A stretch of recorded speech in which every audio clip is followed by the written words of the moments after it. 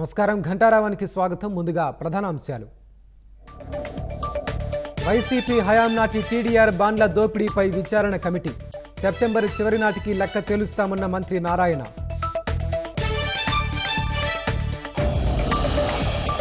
రాష్ట్రాన్ని టూరిస్టు హబ్గా మారుస్తామన్న మంత్రి దుర్గేష్. పిచ్చుకులంకలో రిజార్ట్స్ నిర్మాణానికి కృషి చేస్తున్నట్లు వెల్లడి.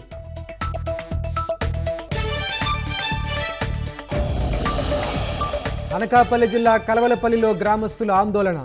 అటవీ శాఖ నిర్మిస్తున్న ప్రహరీలో తమ భూములు కలిసిపోయాయని ఆవేదన.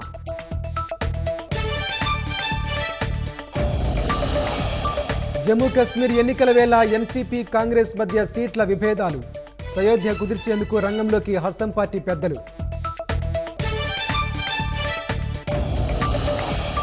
ఉత్తర కొరియా అధ్యక్షుడి చేతికి మరో కొత్త ఆయుధం. సూసైడ్ డ్రోన్ను స్వయంగా పర్యవేక్షించిన కిమ్ జోంగ్ ఉన్.